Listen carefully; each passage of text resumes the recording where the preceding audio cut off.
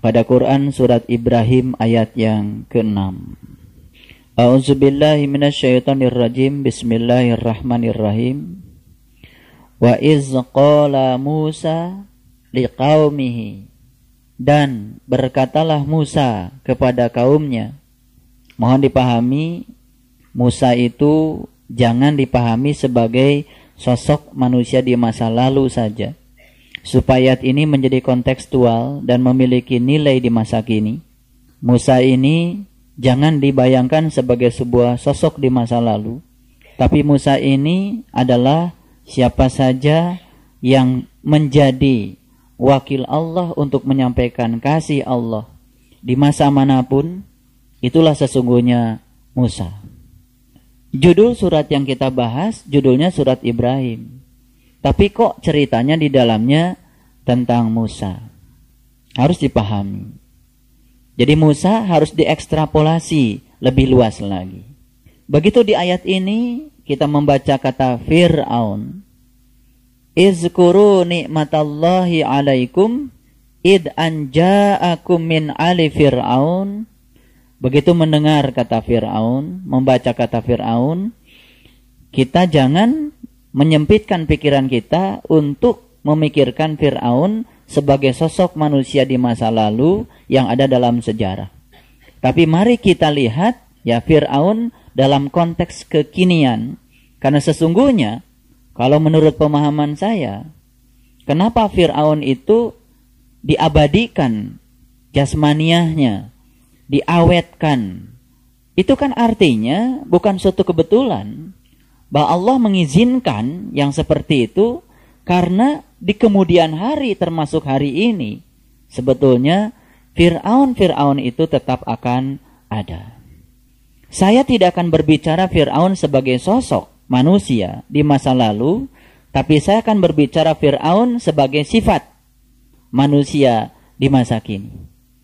Mungkin Fir'aun yang dalam sejarah dibatasi oleh waktu dan telah tidak ada di hadapan kita. Tetapi sesungguhnya bisa jadi Fir'aun itu malah bisa jadi adalah diri kita sendiri. Kalau kita melihat Quran surat Ibrahim, di sini dikatakan Fir'aun itu adalah kerjaannya suka menyembelih anak laki-laki dan membiarkan hidup-hidup anak perempuan. Itu sifat utama Fir'aun. Menyembelih anak laki-laki itu artinya suka menghalang-halangi peningkatan kualitas rohani. Menyembelih anak perempuan pasti otomatis setiap orang menghalang-halangi rohaniahnya untuk maju, pasti dia mengizinkan aspek jasmaniahnya untuk berkembang. Setiap dia itu bergerak ke arah kanan, itu pasti menjauhi kiri. Setiap dia bergerak ke arah kiri, pasti menjauhi kanan. Sudah otomatis. Ini bukan sesuatu yang bersifat terpisah, tapi sesuatu yang bersifat simultan. Mungkin tak terasa sesungguhnya kita pun barangkali ya sering mengizinkan malas ya bekerja pada diri kita. Sering mengizinkan ya alasan-alasan yang tidak masuk akal diizinkan sebagai pembenaran kepada kita, sekedar menenteramkan ya perilaku kita yang sesungguhnya berlawanan dengan hati nurani kita. Mungkin itu sering terjadi pada diri kita, akibat kita tidak bisa mengendalikan diri kita. Ketika kita bisa menaklukkan orang lain, kita sebetulnya sudah hebat. Tapi ketika kita bisa menaklukkan diri kita sendiri, sebetulnya kita menjadi jauh lebih hebat. Bahkan bisa jadi super hebat, karena situlah kekuatan kita. Oleh karenanya, mari kita lihat secara faktual, secara kontekstual dalam kehidupan yang sekarang. Di seluruh dunia sekarang sedang mengalami gejolak. Menurut saya, semua gejolak itu diakibatkan oleh dominannya sifat-sifat Fir'aun pada diri-diri setiap manusia.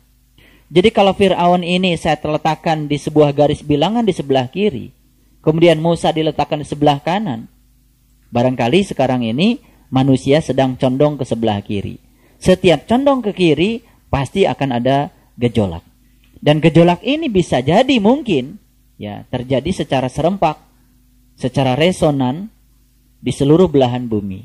Mungkin juga terjadi di tempat kita. Makanya mudah-mudahan kita ya dalam hal ini bisa memerankan diri kita sebagai Musa masa kini yang condong ke sebelah kanan. Dan jangan lupa Allah mengingatkan, kalau engkau mengejar aku, engkau pasti akan dapat dua, dapat aku dan dunia. Bergerak ke sebelah kanan bukan berarti meninggalkan kiri, tapi bergerak ke sebelah kanan justru ya kita menghidupi hidup ini ya dengan sebaik-baiknya dan memulai kehidupan itu semata-mata karena Allah. Saya pernah mengatakan ya di tempat ini bahwa kita ini menafkahi diri kita dengan apa yang kita dapat, tapi kita menghidupi diri kita dengan apa yang kita berikan pada orang lain. Ketika kita sudah sukses ya memenuhi semua kebutuhan kita, sandang kita, pangan kita, papan kita, jangan lupa tidak usah berlebihan untuk memenuhi kebutuhan sandang, pangan, dan papan, karena kelebihan yang Allah titipkan kepada kita bukan untuk diri kita, bukan untuk menghidupi kita. Karena ketika kita baru bisa menafkahi diri kita dengan apa yang kita dapat, sesungguhnya kita baru memikirkan diri sendiri. Tapi ketika kita mulai memberi kepada orang lain, disitulah kita mulai hidup. Oleh karenanya, marilah kita menjadi manusia yang hidup dan benar-benar hidup. Menjadi manusia yang ada dan benar-benar ada, bukan manusia yang ada tapi tidak ada.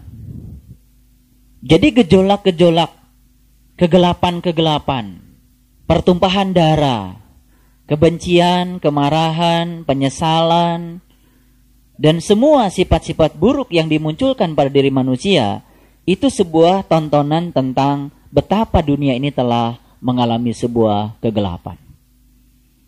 Yang kita saksikan sekarang ini adalah terjadi suatu proses hijrah yang luar biasa dari satu kegelapan kepada kegelapan yang lain. Kita bisa melihat ya keseharian kita. Kegelapan itu ternyata sekarang telah meliputi semuanya. Ada teman saya yang sehari-harinya melakukan penelitian di laboratorium astrofisika. Katanya ada hal yang menakjubkan karena banyak meteor-meteor yang berukuran besar sekarang ini mendekati bumi. Bahkan ada meteor yang berukuran diameternya 7 km. Itu adalah batu. Dan kalau meteor ini menabrak bumi, misalkan saja menabrak laut, maka secara fisika, kalau dihitung getarannya, itu akan menimbulkan tsunami dengan ketinggian 100 meter. Dan menurut penelitian, meteor-meteor itu sekarang semakin mendekat ke bumi. Karena secara physically ya, teleskop membuktikan dari hitungan bahwa ukuran mereka ternyata jauh lebih nyata dan kelihatan. Dan sangat mudah untuk melihatnya. Gejala apa ini? Saya yakin semua pergerakan alam fisik itu semua mencerminkan pergerakan di alam yang non-fisik. Semua kerusakan di muka bumi ini mencerminkan kerusakan di dalam bumi itu sendiri. Kerusakan yang bersifat fisik mencerminkan kerusakan jiwa. Dan kita sekarang menyaksikan kegelapan itu sudah meliputi semuanya. Mohon maaf barangkali kita bisa melihat tontonan di negara kita. Kebencian, kemarahan itu sudah merupakan suatu tontonan harian. Jadi kalau di Jakarta sehari tidak ada demo, Jakarta ini menjadi aneh. Dan sekarang menjadi tidak aneh kalau setiap hari ada demo. Sebab disitulah kita bisa menyaksikan betapa orang begitu mudah untuk marah, begitu mudah membenci orang, dan tidak punya kesempatan untuk mencintai orang lain karena dihabiskan seluruh waktunya hanya untuk menghukumi orang lain. Dia merasa dirinya paling benar dan orang lain itu semuanya salah. Dan itu secara sistematik ya dipertontonkan kepada kita, juga kepada anak-anak kita. Jadi sebetulnya yang harus disadari adalah Yang saya tangisi adalah satu hal. Karena sesungguhnya kita tuh setiap hari mungkin saja kita hijrah. Tapi hijrah bukan dari kegelapan kepada terang. Tapi kita hijrah dari satu kegelapan kepada kegelapan yang lain. Ini mengerikan. Ya. Kenapa kita hijrahnya tidak keluar kepada terang benderang? Karena kuncinya cuma satu. Barangkali diri kita lebih didominasi oleh sifat-sifat Fir'aun ketimbang didominasi oleh sifat-sifat Musa. Sedikit sekali ya. Barangkali ya ajakan-ajakan untuk memakrifati Allah. Padahal di Quran jelas, wal takum minkum ummatun yad'una ilal khair wa ya'muruna bil ma'ruf wa yanhauna 'anil munkar. Harus ada sekelompok orang, harus ada kecil atau besar, harus ada wal takum minkum ummatun yad'una ilal khair, yang mengundang, yad'u, yang mengajak ilal khair, kepada kebajikan. Apa itu kebajikan? Ya'muruna bil ma'ruf, ya, mengajak manusia untuk memakrifati dirinya agar dia bisa memakrifati Tuhannya, melewati apa saja. Banyak jalan untuk memakrifati Allah. Untuk apa? Wa yanhauna 'anil munkar, dan kita pun harus mencegah orang-orang yang sudah bisa menampakkan diri, kaki spiritualnya di dunia ruhaniah yang sesungguhnya, agar mereka tidak kembali ke belakang. Dan kelompok umat ini yang mengajak ke arah ini sudah sangat-sangat langka. Sudah sulit kita mencarinya. Tapi kalau mengajak, orang yang mengajak kita ke arah Fir'aun, mudah. Yang mengajak kita ke arah Musa, itu merupakan sesuatu yang langka. Jadi kalau hari ini kita terpanggil untuk menggeserkan diri kita dari kiri ke kanan, itu sesungguhnya karena Allah telah menarik kita. Kasih sayangnya begitu luar biasa untuk kita, karena kita telah dipilih olehnya untuk dikehendaki mendekatinya. Oleh karena itu, tidak ada hal yang harus kita ungkapkan kecuali rasa syukur. Dulu kita pernah punya pengalaman belajar berenang. Kita tidak akan pernah merasakan sensasi air ke dalam tubuh kita ketika kita berontak dalam air. Semakin berontak dalam air, maka air semakin menenggelamkan kita. Tapi begitu kita rileks, kemudian kita merasakan sensasi air pada tubuh kita, membiarkan tubuh kita menyatu dengan air, merasakan sensasinya, ternyata tubuh kita mulai mengambang. Dan tubuh kita mulai ringan, dan akhirnya mengapung dalam air. Makanya puncaknya mengapung dalam air ketika kita sudah benar-benar nol. Ketika kita sudah tidak lagi bernyawa. Makanya orang yang tenggelam, biasanya ketika orang tidak berenang tenggelam, pasti ke bawah dulu. Kalau sudah habis, baru ke atas. Jadi kita bisa menyaksikan sebetulnya ketika dia terapung, ya, gaya Archimedes bekerja total, itu ketika dia sudah betul-betul pasrah. Itulah sesungguhnya kehidupan. Kalau menurut saya, gambaran tentang pengalaman berenang itulah gambaran tentang kita dalam kehidupan. Semakin berontak dan melawan kehidupan, sesungguhnya kita akan semakin tenggelam dalam kehidupan. Tapi semakin kita rileks, ikhlas, menerima kehidupan apa adanya, dan merasakan sensasi kehidupan apapun di luar kita, dan kita tetap damai dan rileks, maka kita akan merasakan kita terapung dalam kehidupan ini. Semuanya menjadi sangat ringan dan ringan. Betul? Jadi marilah kita berenang dengan rileks saja. Ya, tidak usah berontak. Karena ketika berontak, sebenarnya kita sedang berpindah dari satu kegelapan kepada kegelapan yang lain. Biasanya kalau kita berontak, apa yang terjadi? Kita marah. Ketika tidak yang menolong, kita teriak. Atau mungkin kita juga meneriaki orang. Sebetulnya kita sedang menggelapkan diri kita sendiri. Saya ingin berikan sebuah fakta yang luar biasa dalam Al-Quran.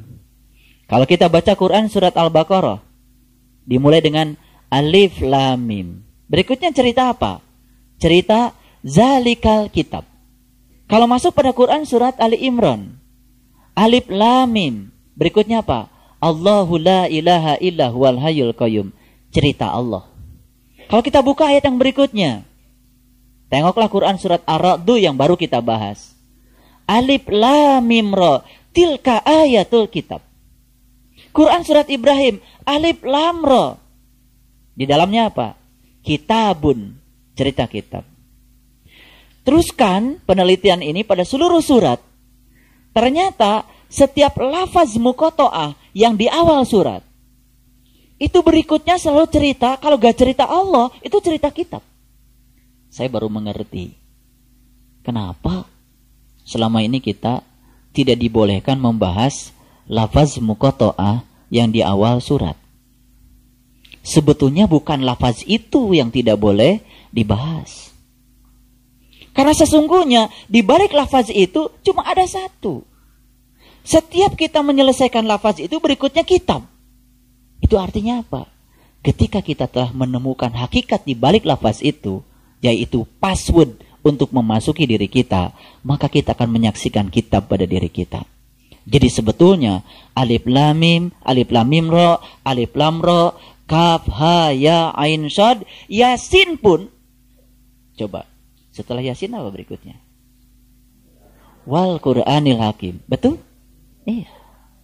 Jadi sebetulnya semua lafaz muqatta'ah itu, kalau kita malas merinci satu-satu, rahasia di dalamnya cuma satu. Kunci pembuka mata kalbu. Makanya begitu kita menemukan kunci di balik itu, maka berikutnya pasti kita akan mengetahui kitab yang diturunkan kepadamu. Jadi, itulah. Nah, kenapa lafaz muqatta'ah tidak boleh dibahas? Yang tidak boleh dibahas itu bukan lafaznya. Yang tidak boleh dibahas itu adalah apa yang sudah kita dapat, tidak perlu dibahas lagi. Tidak perlu diobrolkan lagi. Begitu dapat kunci itu dari guru, itu milik kita. Setelah menjadi milik kita, Nabi mengatakan, barang siapa yang mengamalkan apa yang dia tahu, maka Allah akan mengajarkan apa yang belum dia tahu. Jadi kalau kita ingin banyak ilmu, gak usah cari kesana kesini. Kunci itu cukup untuk membuka rahasia semua ilmu. Amalkan itu dan terus amalkan. Mengamalkan yang kita tahu, Allah akan mengajarkan apa yang kita belum tahu. Jadi kaya kan kita. Kalau tidak boleh dibahas lagi, berikutnya tinggal apa? Jalani agar kita bisa menemukan kitab.